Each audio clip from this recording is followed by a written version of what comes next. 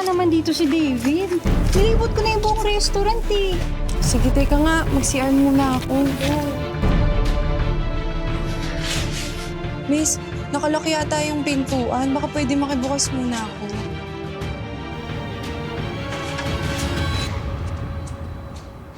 Nay? Jessica, kung ang ahas ay nasa tabi mo lang, umiwas ka dahil baka matuklaw ka. Pero kung ang ahas ay nag-anyong tao at nanay mo pa, lalaban ka ba? Wala nang lipatan sa inaabangang finale ng ina, anak, asawa dito lang sa Tadhana. Jessica, ikaw na ba talaga yan? Akalain mo, dito pa pala tayo magkikita. Anak ko, ang laki ng kasalanan ko sa'yo. Jessica, Nay, iniwan mo ko. Ang tagal kong naghihintay sa'yo. Pero kahit kailan, hindi ka dumating. Never. Bakit? anak, alam ko, ang laki ng kasalanan ko sa'yo. Gusto talaga kitang hanapin. Pero, hiyang-hiya na talaga ako sa mga pinagagawa ko sa'yo. Hindi ko alam kung anong gagawin ko.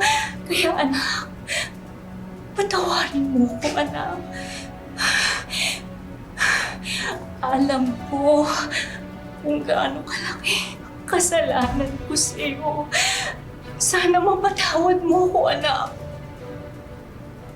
Mapapatawad mo pa ba ako?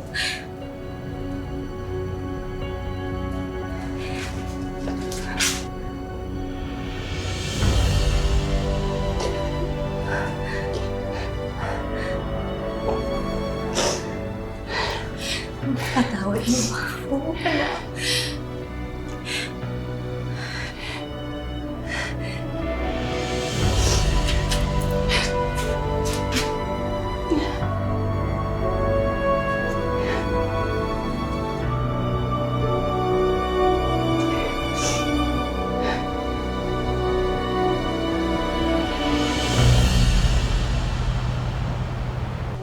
Yan, masarap yan, ha?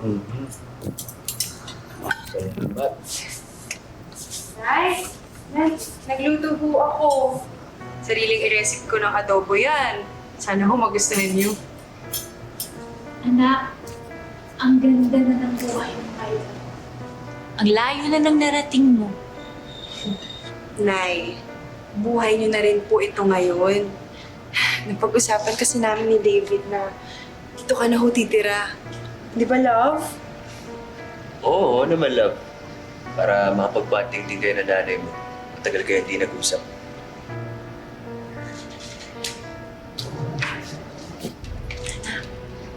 Sa laki ng kasalanan ko sa'yo, pinatawad mo pa rin ako. Maraming salamat. Nanay kita at anak mo ako. Hindi ho magbabago yun, Nay. Kaya ibaon na lang natin sa limot ang nakaraan. Magsimula tayo ng bagong buhay.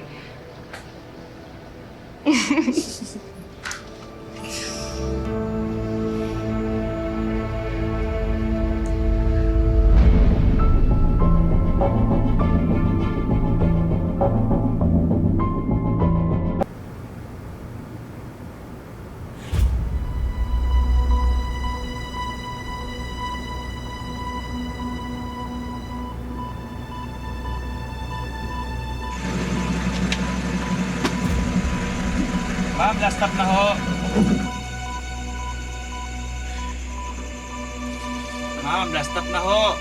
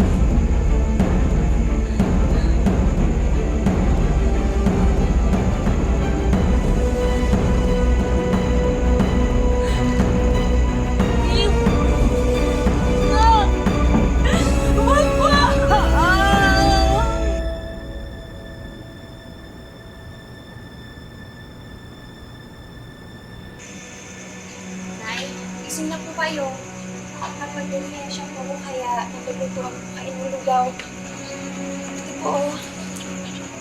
Nay, gising na po kayo. Ayoko.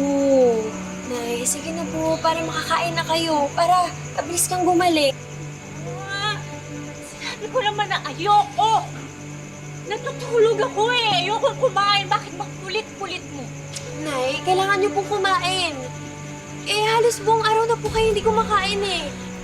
Mas gugustuhin ko pang magkasakit ako ng gusto kaysa kainin ko pa yung niluto mo.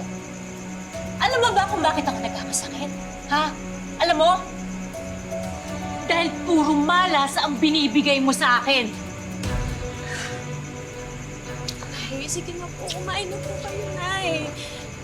Kailangan niyo pong kumain. Huwag po kayo magsabi ng mga ganyan. Sige na po, Nay. Lalala po yung sakit niyo. Ayoko! Ayoko!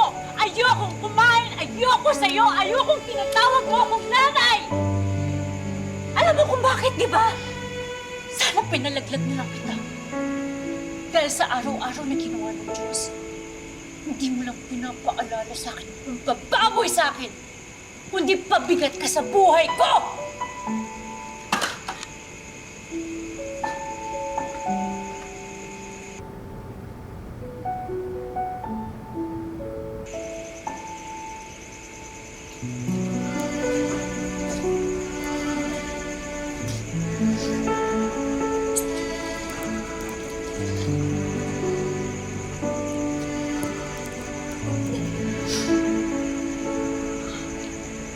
Mayakap po ah.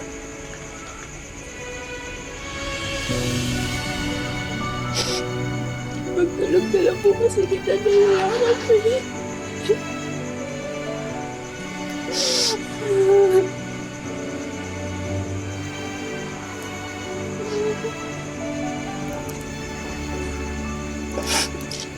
Sana, Nay. Balang araw, mahalin niyo rin po ako. Kasi mahal na mahal kita, Nay.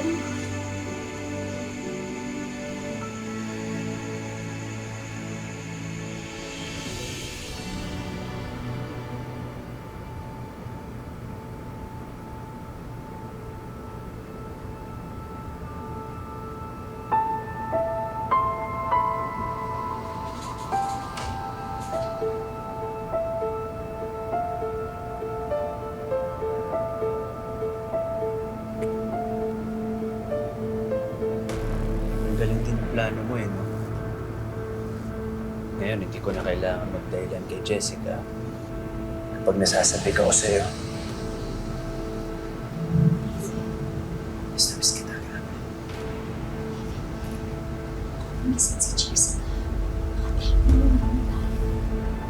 Ano mahuli? Wala yan. Ano ka ba? Alam mo, parang nasa Isla Ligaya lang tayong dalawa. Alam mo yun, mas may thrill. Di ba? Tara. Tara na. Ayan natin.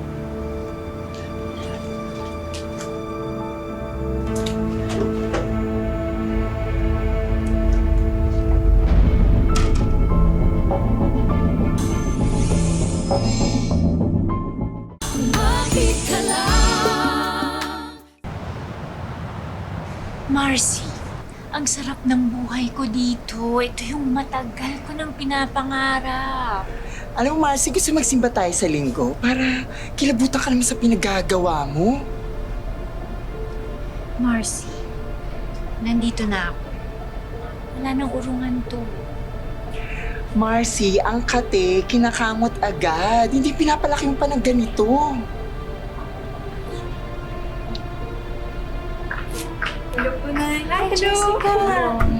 Siya nga pala, si Ayang, best friend ko. Si Jessica, alam mo naman, di ba? Hello po, may additional po ba kayong food na kailangan? Okay, sige, kung okay lang. Meron kayong pasensya, yung biscuit, kasi parang kailangan ko ngayon nun. Sige po, magpapa-order na lang po ako. Salamat. Nay, ito nga po pala yung mga damit na binili ko para sa inyo. Talaga, para sa akin yan. Opo, Nay. Kasi po, gusto ko sanang mag-sorry sa inyo dahil wala akong time na asikasuhin kayo. Lagi akong busy sa work. Promise ko sa inyo, babawi ako. Kapag may kailangan ho kayo, Mag-shopping tayong dalawa. Anak, wag na. Sobra-sobra na yung binibigay mo sa akin. Nay, hindi naman ho to about sa shopping or sa pamimili ng damit. Gusto ko lang ho kayong makasama. Gusto ko lang ho na mag-bonding tayong dalawa. Pwede naman po yun, di ba?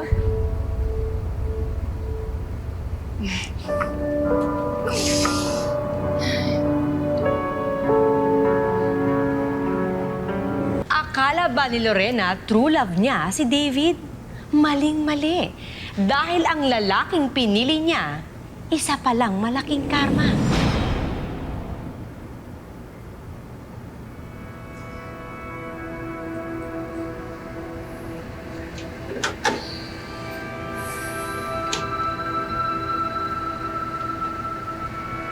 Bakit? Hindi ka pa natutulog?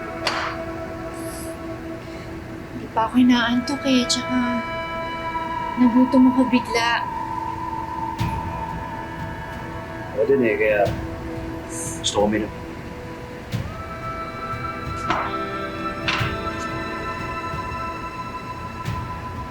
Alam mo, mas masarap pa ako dyan eh. Gusto mo, ako na nagbungsog sa'yo. David, wala ako sa mood. Next time na lang, pwede? Dali na. Sige na. David, Oh.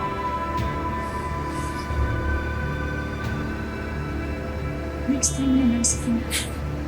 Ano yan? Ngayon mo lang ako tatanggihan. Alam mo ko, ayoko sa lahat yung pinapahabol. Ha? Narinig mo ako?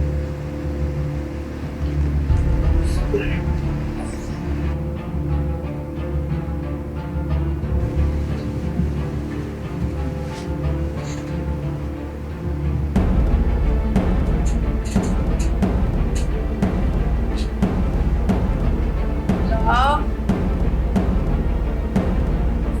David?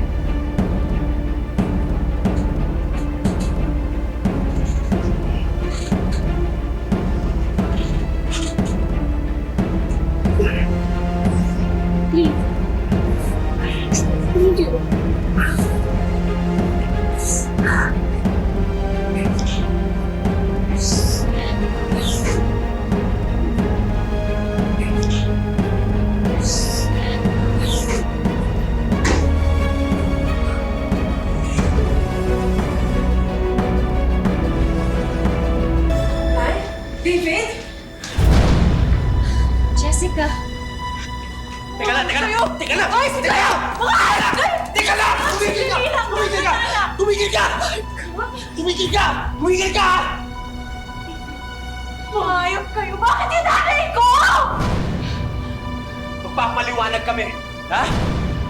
Ano ipapaliwanag mo? Tumigil ka kayo! Tumigil ka na! Tumigil ka kayo!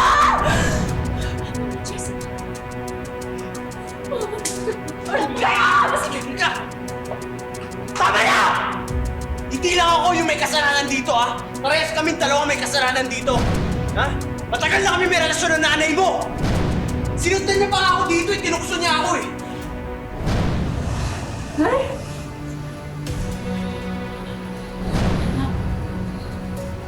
Ko, wala yung anak ko. Hindi ko rin alam kung anong sasabihin ko.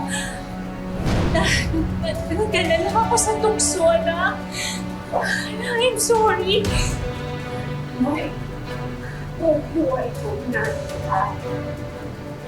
Kahit na sa akin mo binubuntun yung galit mo, lalaki mo bago sa'yo. Pero bakit mo nagawa sa akin to?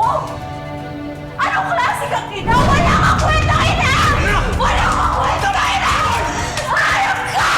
Ayok ka! Tama na! Tama na! Tumigil na kayo dalawa!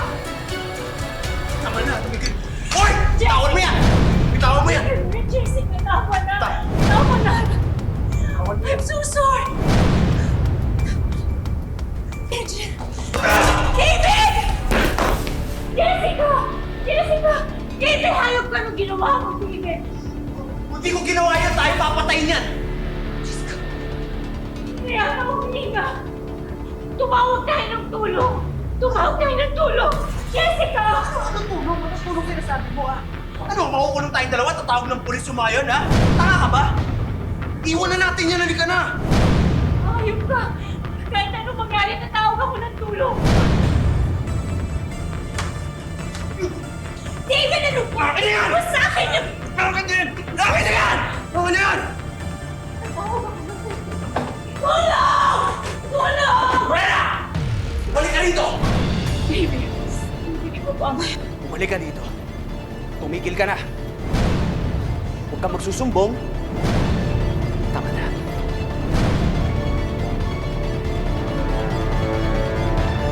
Kaya huwag ka hingi ng tulong. David, please, ibaba mo yan. Di bali na ako makulong. Hanap ako ng tulong. Alang-alang sa anak ko, kailangan mailigtas siya, David! Ano ka ba? May ligtas, ha? Rest tayong dalawa. Meron tayong kasalanan dito. Narinig mo ba ako, ha? Ano? Ngayon singilan na? Iiwan mo ako? Ha? David, ano ba ginagawa mo? Nagising na ako, okay? Alam ko mali yung mga pinaggagawa ko, kaya ibaba mo yan, David, please! Nakikiusap ako sa iyo. Okay tayo. Asawa ka! Asawa ka ng anak ko, David. Hindi pa huli ang lahat. Maayos pa natin to, kaya ibaba mo yan! Ayaw mo talaga tumigil? Ha? Ayaw mo talaga tumigil? Ano, gusto mo ba sumama sa anak mo? Ha? Ha? Magsama kayong dalawa, ano? Papatayin ko kayong dalawa!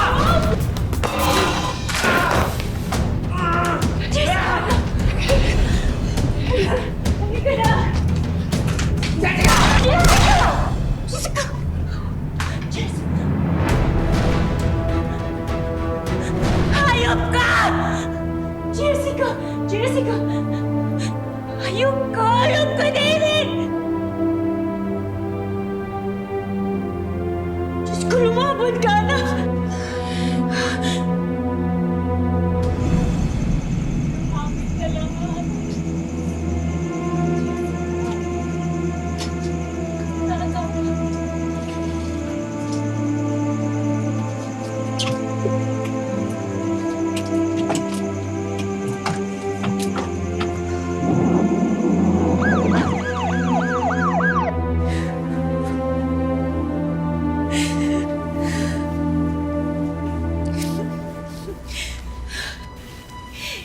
Hindi ko alam na aabot sa ganito. Alam ko kasalanan ko lahat ito. Talagang kasalanan mo? Inabandono mo na nga yung anak mo, tapos ngayon nalagay mo pa sa peligro buhay niya? Ang klase kang ina? Kung alam niyo lang po kung gaano kayo kamahal ni Jessica, sa kabila ng lahat-lahat ng ginawa niyo sa kanya. Do, kamusta po si Jessica? Until now, unstable ang patient. Malaki ang damage in both her kidneys dahil sa bala ng baril na tumago sa tagiliran niya. Dok, ano kung pwede natin gawin?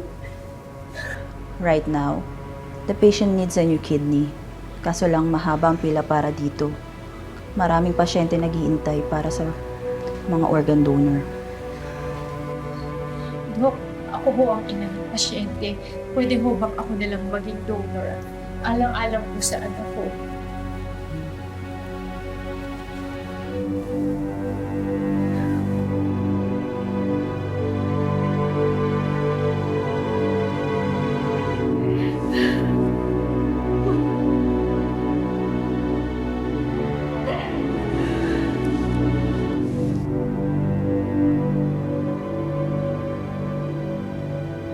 Alam mo, anak,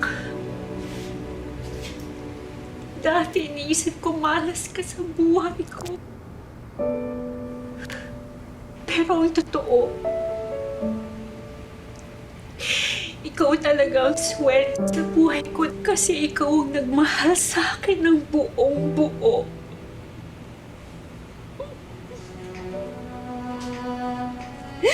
Samantalang ako, sinira ko ang buhay mo.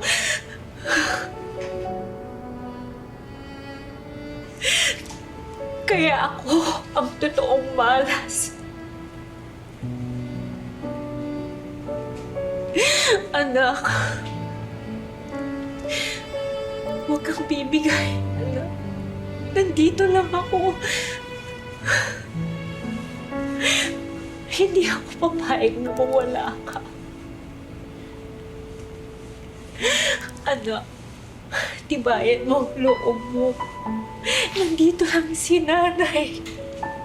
Lahat gagawin para sa'yo ni nanay, anak. Lahat. Huwag mo kong iiwan, anak. Lahat gagawin ko para sa'yo.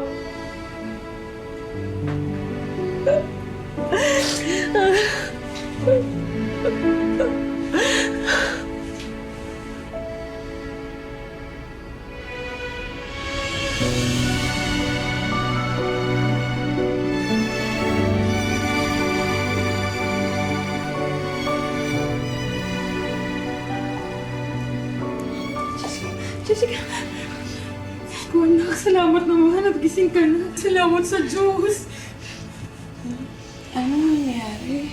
Nabaril ka ni David, Jessica eh. Nagdelikado yung buhay mo. At para maligtas ka, si Aling Lorena, siya yung nag-donate ng kidney para sa'yo. Oo, anak.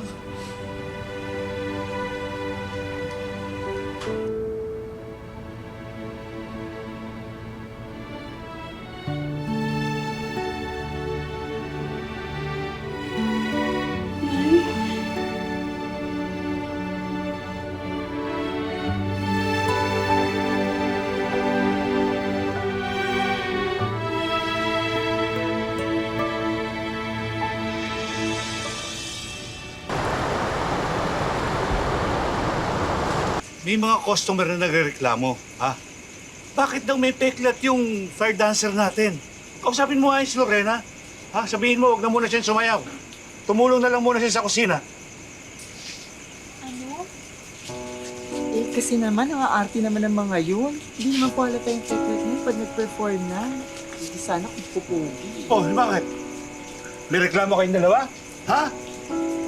Sige, umalis kayo. Tignan ko kung saan kayo pulutin. Pasalamat nga kayo, tinanggap ko kayo rito eh.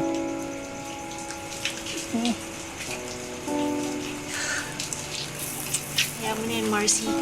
Okay lang naman sa akin na magtrabaho sa likod.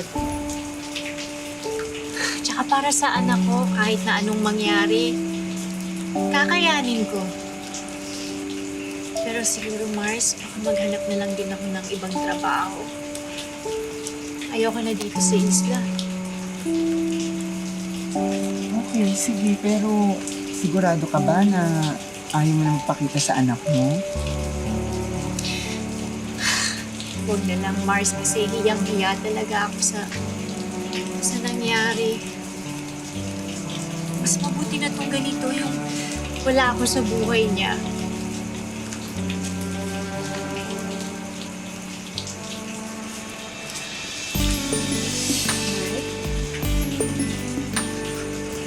Jessica. Anak.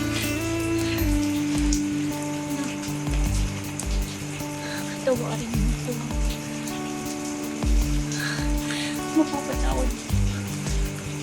Mapapatawad mo pa ba ang nanay mo?